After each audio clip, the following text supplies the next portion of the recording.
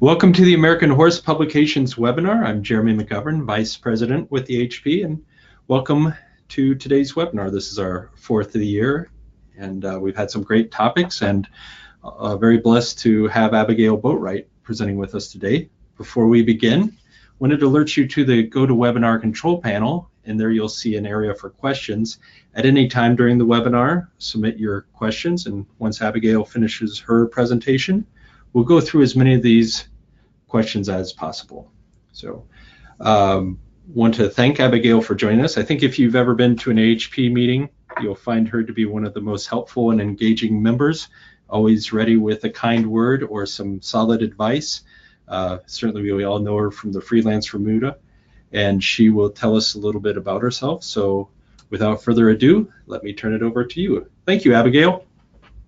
Thanks, Jeremy. I appreciate it. Well, good morning, y'all. I'm excited to talk with you today. This is my first webinar, so I'm going to try and not mess it up, but hopefully I'll be helpful and worth your time. If you don't know me, I am a freelance writer and photographer for horse magazines, and I have 12 years experience in equine media. I've been a freelancer since 2011. I am also have a stock photo website, and I take my own photos for my stories. And I am the co-founder of the Freelance Remuda, which is a podcast, and it's a community on Facebook. And we also have a mentorship program. So I do that with another freelancer, Kate Byers. So, and I will say I do have a PowerPoint slides that you can access later. I'm going to send them to Chris. So let's see here. I write for more than 12 magazines and take photos as well. They include the Paint Horse Journal and Chrome and AQHA Media, Horse and Rider, basically Western stock magazines. And so I want to talk to you guys about why it's a good idea to use freelancers as a business. As a freelancer, yeah, I want you to work with me. But using freelancers can be helpful because it'll ease the strain on your staff, because as you know, more and more content is required in this day, especially with digital and social media. Your staff may be strapped. You know, I know some staffs have shrunk due to budget and there's just changes in the industry, but the need for content is ever growing. And so your staff may feel strapped to be able to handle that workload. And so more and more freelancers are becoming available and have expertise that may help you. So, you know, they may have a specialized expertise. So instead of needing to hire somebody that can do video, photo, marketing, the gamut, you can hire somebody for a job that just does your video production, or you can hire somebody that to come in and do some social media campaigns. And so rather than putting somebody on staff that's going to have to do a variety of things, you can select somebody that has an expertise that you don't already have on your staff. Or maybe somebody that has some connections. You know, if you're working with sponsorship or something like that, you could select somebody who has some connections that you may not have. And then again, rather than putting them on staff, asking them to move to where you are, going through the whole hiring process, you can hire somebody for a specific assignment or a specific job for short term or long term. And so, you know, that freelancer, they make their living by being specialized in that area. And so it's worth it to them, and it's worth it to you to get that expertise or connections. So freelancing has become more and more popular. I did some research before I sat down to talk with you guys. It is called the gig economy. It's like workforce 2.0. So I've been a freelancer for 6 years, and so, you know, in my mind, you know, this is my life. But more and more of the workforce is turning to contract and freelance work. 15% of the workforce in 2016 was considered full-time independent contractors or freelancers, and 36% of the workforce freelanced at some point in 2017, according to a survey by Freelancers Union.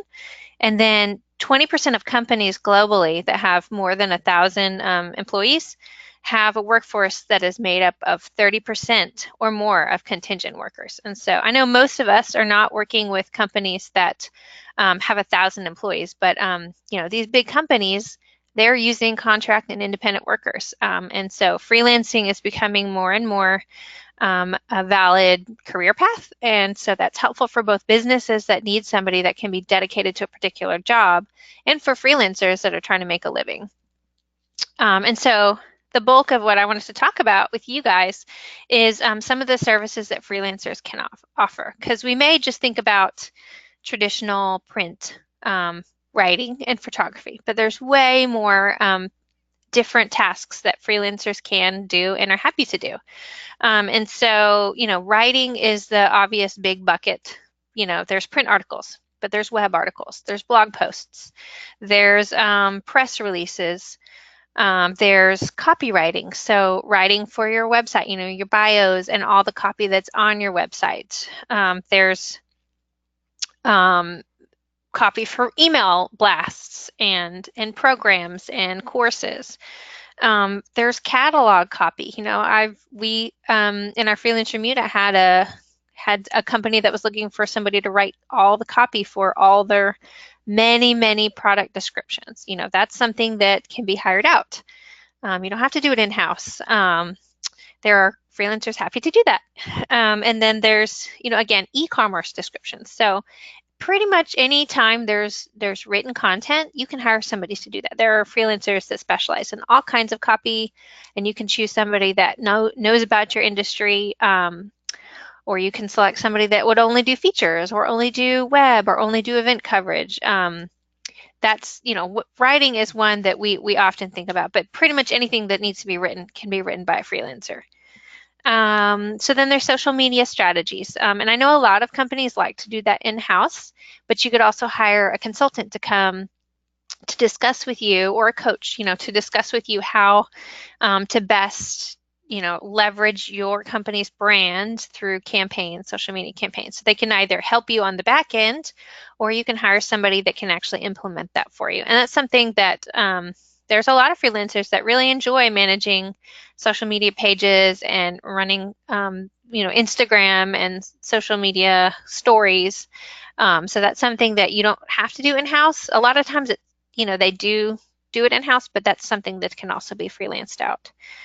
And also providing photography for those social media campaigns. And we, obviously photography can be freelanced out either by the photo or by the gig, an entire photo shoot, or, you can purchase exclusive rights to photos. You can have, there's just, a lot of opportunities there. Anywhere you need photos, you can get stock photos from a freelancer.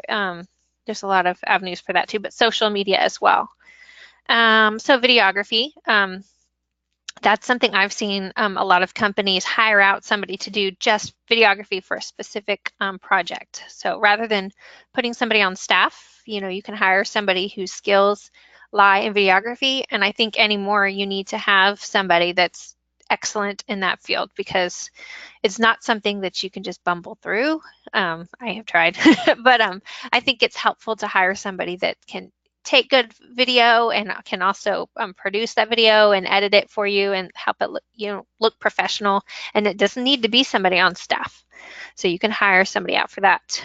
So marketing and branding, this one I feel like, agencies, there's large and small agencies with price points at all levels, but just marketing for your company, rebranding, branding, that's a really helpful thing to bring somebody in to do. Does not need to be somebody on staff. That's a specific skill set, and you can bring them in for short term or even long term. There's a lot of freelancers that have companies that do that. Web design. So you can have somebody come and redesign your website or implement something, again, for a specific project, or long-term management. I know that there's actually companies, freelancers that have companies where they do IT work.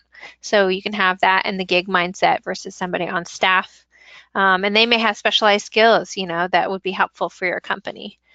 And then public relations. So, somebody to go between your company and media, or somebody to create and distribute press releases. There's agencies built on freelancers that can do that. Sponsorship management is something I've seen a lot of companies hire somebody out for. There are companies that they will find sponsors for you, and they will manage your sponsorships of other companies or writers and things like that. So that's something that's helpful. You could have somebody on staff, but a lot of times I've seen freelancers step into that role. Sales. So that's something that I know a lot of sales personnel, they can work from home or they can work remotely. They can work contract. And so if you want somebody to do some sales for you, that's a good avenue to get a freelancer as well. Graphic design. So not necessarily even web design, but you can hire somebody to do the graphic design for your layouts if you've got a publication, or your marketing materials, your brochures, pretty much anything that you would need graphic design for. I know some graphic artists that are freelance, and then they have actually gotten into niches. So like the one I'm thinking of, she specializes in races, like running events, and so that's kind of her niche. And so she's deep into that industry, and so she knows what's trending, she's just super knowledgeable. And so finding somebody, you don't have to use a generic graphic artist. You can use somebody in our industry that's very familiar with what our people are looking for. And then editing. So you can hire a contract employee or independent contractor to do editing for your publications. The overarching theme. Apologize. My phone is going off. Sorry about that. Can you see me okay? Okay, sorry about that.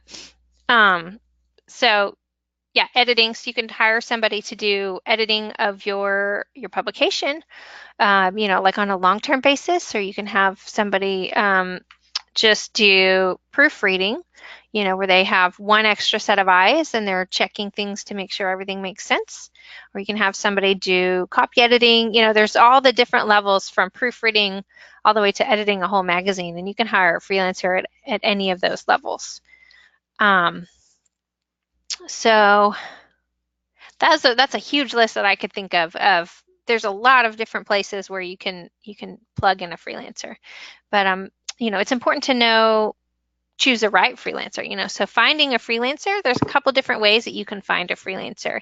Of course, AHP is a good one. We have our directory, and then we've got the Facebook group, and there's the email list, where there's just a lot of ways through AHP. And I'm not saying that just because I'm right here on AHP with you guys, but I have found AHP to be very helpful to connect with businesses and for businesses to find me. So you're already ahead of the game because you're a member here, but I would definitely utilize all of the tools that AHP has if you're a freelancer or a business owner to find each other. Of course, at the AHP conference too, there's the networking opportunities there. So that's really helpful, a good way to find freelancers and connect with each other. So then there's the Freelancer Muto, which is the company that I have too. We have a Facebook group, we've got an email list, we have a podcast, and so connecting with that community is a good way. The Freelancer Muto Facebook group is not just for freelancers, it's anybody in equine media, and you can join if you have an interest in equine media, and you can reach out and you can connect with other freelancers, or if you're a company, find freelancers that way, or you can reach out to me and I can put your information towards our group of freelancers. So then there's other organizations like the Equine Photographers Network too. There's a lot of, if you have a specific need, you could look for an organization that caters to that need. So Equine Photographers Network has, for photos and photography. And you can ask other editors for recommendations. You can ask other freelancers. I get asked all the time for recommendations on freelancers. And so it's a good way to find somebody by word of mouth as well. But you want to look for, make sure that you're finding somebody with the skills you need. So maybe it's expertise in a certain area. If you need writing, look for somebody that does the type of writing that you want. if they something that they promote on their site, like if somebody doesn't have any mention of social media on their site, on their website, their professional website, perhaps that's not somebody you want to hire to do social media campaigns for you, for example. Or if they have no video, maybe you don't want to hire them to do video.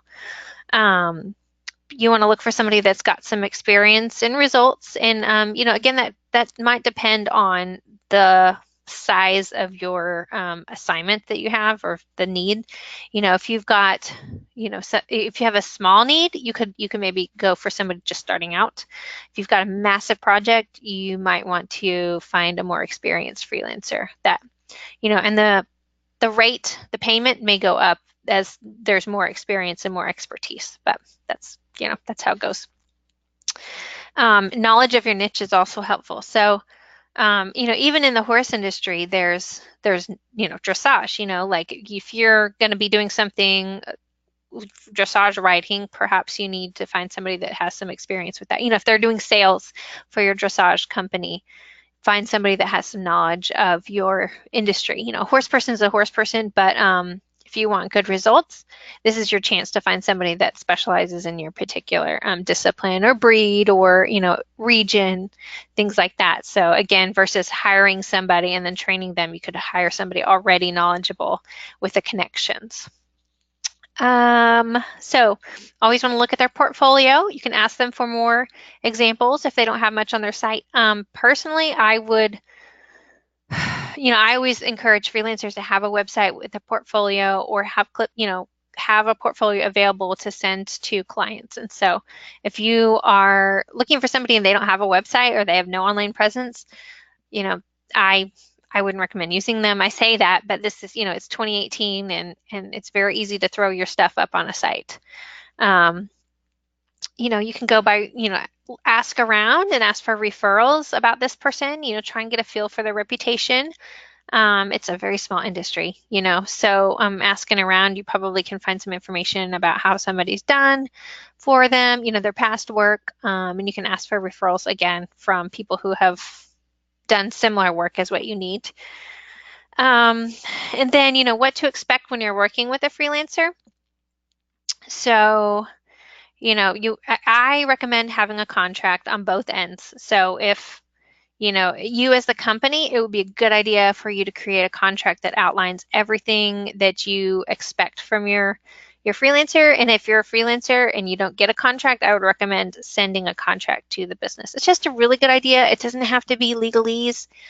Sometimes it's just your email, but having a good understanding of what the other party needs will smooth the way and give you save you some heartache and some money maybe. So you want to outline what the terms are. Make sure, if you want work for hire, that you specify that. If you want exclusivity, that you specify that. Be very clear on what you need from the freelancer. And as a freelancer, it's your job to make sure you understand what all the terms are in the contract. And if you need to, negotiate, the time to do that is before you start work. Make sure as a company, I know that budgets are tight, but offer a fair rate.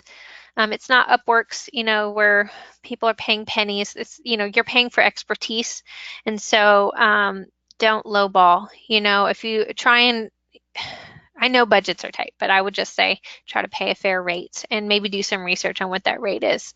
And freelancers don't often know. I mean, the biggest question we ever get asked is, what should I charge? So they don't know all the time, but I would say try and do some research too on the freelancer side before you settle on a rate, because you want to pay a fair rate so that it's a good working relationship and that you value that freelancer for their time, and the freelancer feels valued. They can make a living at this, because if everybody's lowballed, then you're going to have burnout, overworked freelancers that are going to give up, and you may lose these good people in the industry with the knowledge because they've got to make a living.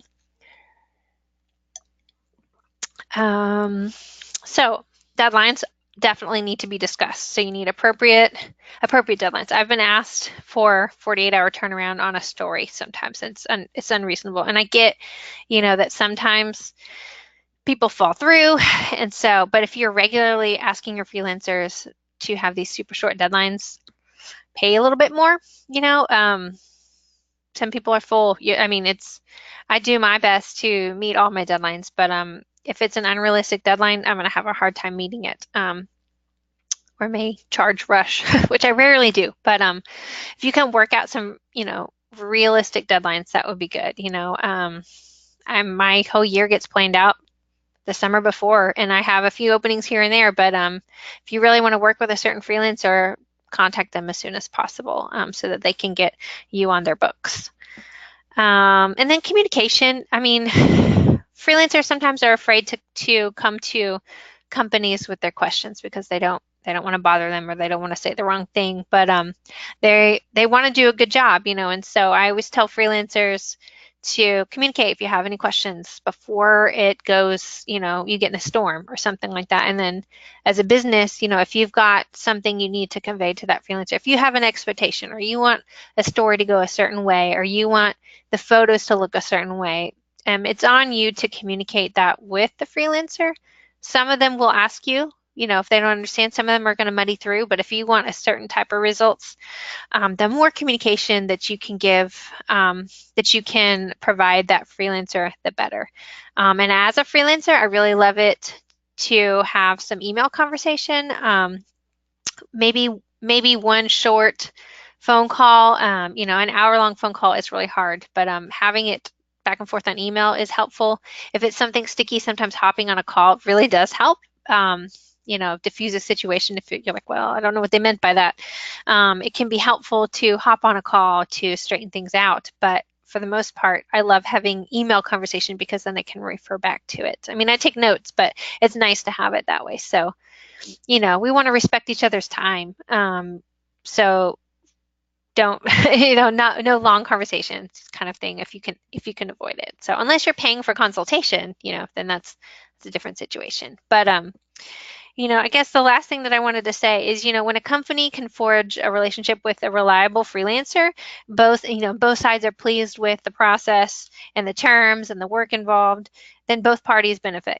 Many freelancers like myself, we care deeply about our work, and sometimes we'll dig really deep into a niche because we really want to be the best we can in that area.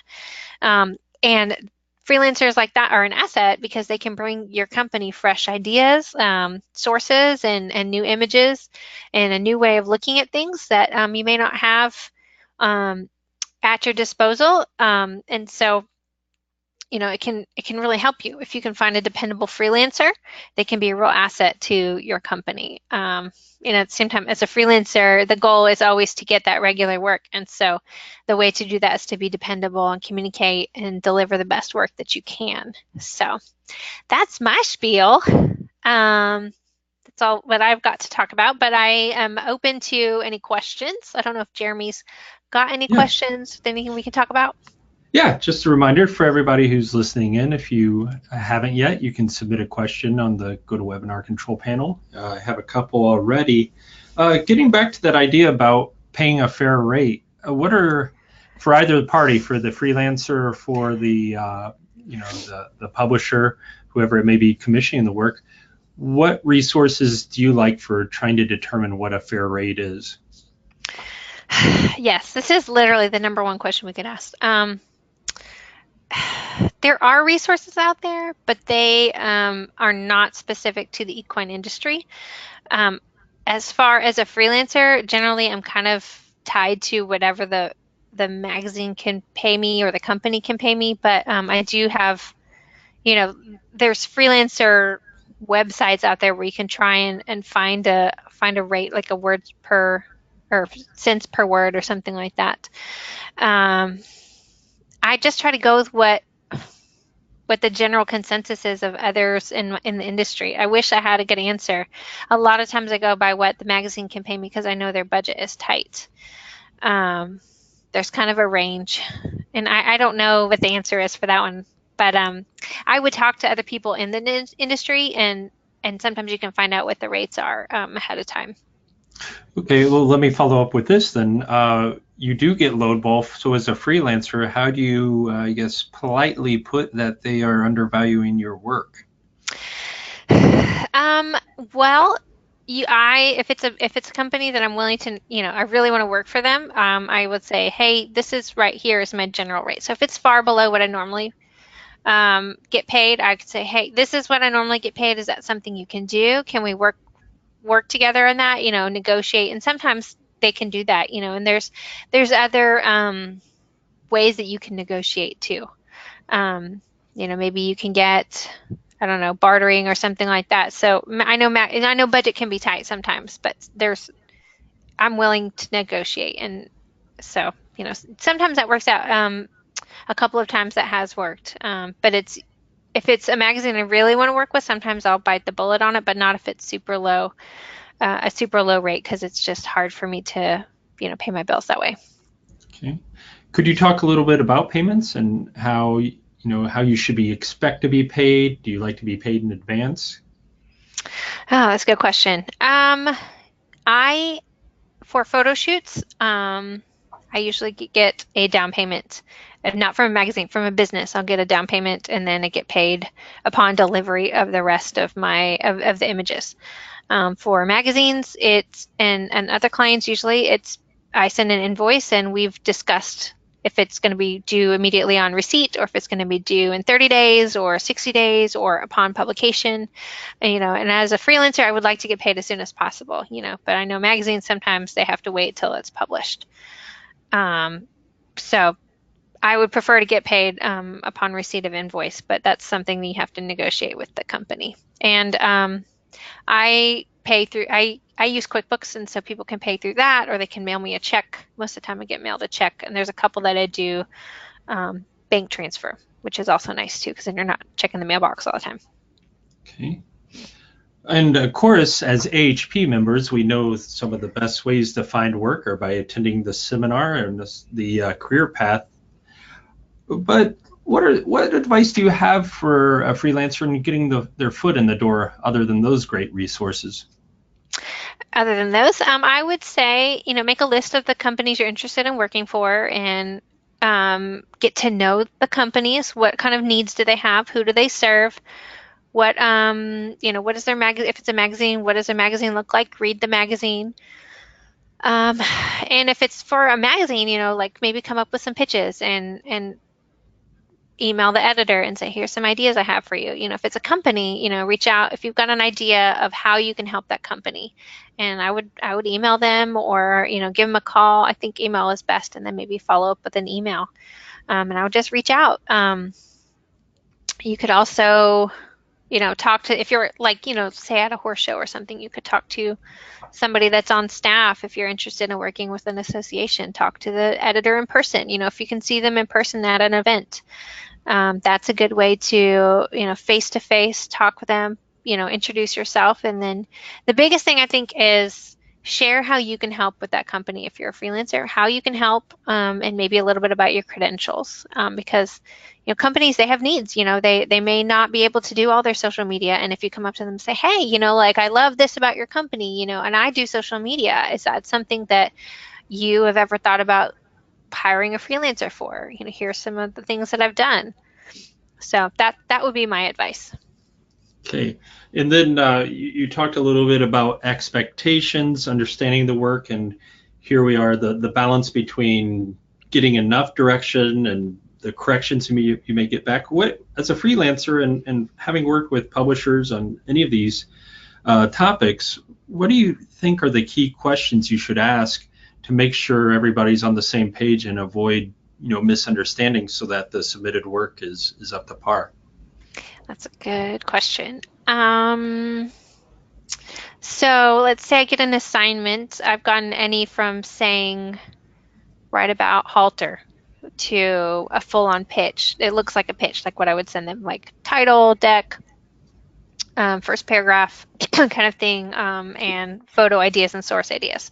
And so, excuse me, I would like to have as much info as I can. So I want to know if they have a preference on sources, if they have a preference on a direction, if they have photo preferences. And I can provide, like, here's what I'm thinking. Does this sound like something that you want? Do you have a preference on sources? And so I definitely want to hammer out, like, who the sources are, what they have would like for photos. Is it going to be in-house? Are you going to source some photos? Are you going to go take some? And then length of the story, deadline. So you want to ask all these things. If you don't know when your story's due, ask. If you don't know how long the story's supposed to be or how many photos they want, ask them. Just the more that you can understand before, if you have to guess, then sometimes it's worth having a conversation, especially if this is your first time working with them. And so as a business, the more info you can provide as far as like a framework, like don't tell them necessarily how to write the story.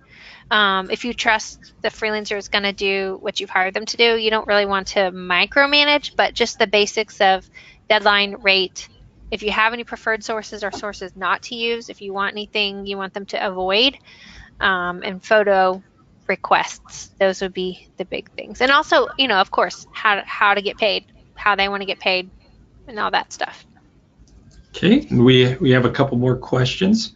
Okay. Should a freelancer charge extra for interview times? Especially these can go for an hour, maybe longer.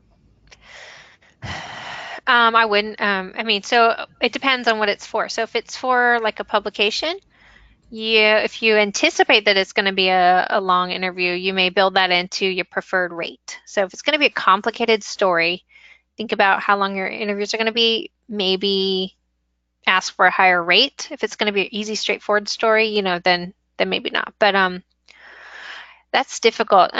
The interview is part of the process. I charge the same for a story where I spent all day long with a veterinarian as a story where I did 3 short interviews. But that's just kind of the nature of the work. The interview is part of the process.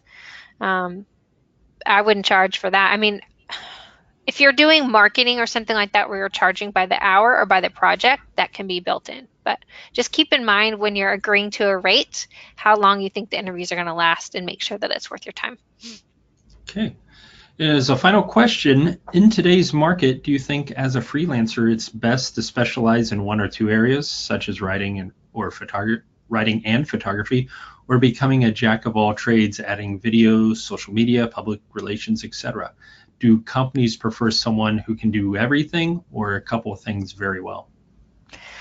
That's a good question. When I first started, I didn't say no to a thing. I said yes to all the things. And then I learned which things I wanted to do more of and specialized more. Even though I did all these things, I specialized in what breed and sport that I did. But I think to be marketable, to be on staff, doing all the things is a good thing.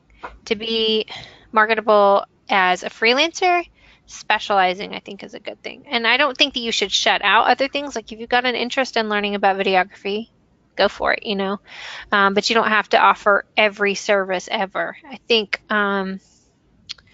it's wise to try and be good at what you can be good at, and don't try to do things that you're not good at. Don't offer things that you're not excellent at to clients. But if you learn a lot of things and you end up wanting to be on staff somewhere, then that'll make you more marketable, a good hire to be on staff. Okay. I think we went through all the questions, and Abigail, I want to thank you for your time. It's a terrific job today. Thank you. I do have one slide I forgot to put down here. If anybody wants to contact me, you can. My website is there. It's abigailboatwright.com, and my email is there. And then the Freelancer Remuda is a really good resource too for freelancers in equine media. So you can go there and you can contact me from either of those. Okay, great. Thank you, Abigail. Yeah, thank you. And just a reminder to everybody, next year we will continue this webinar series. We're looking for your topics for 2019. Please share these on the AHP members Facebook page, or certainly email them to Chris. And it's never too early to think about the AHP Media Conference. This 2019 conference will be in May 30th through June 1st in Albuquerque, New Mexico. Finally, I'd also like to thank Chad Mendel for facilitating this and helping us put this webinar on. And thank you for all of you for joining us today. I hope you found a lot of value in it. And again, send us your topics and we'll continue to provide this AHP members only webinar series, and certainly for your benefit. So all topics are open. So again, thank you for joining us and have a great day.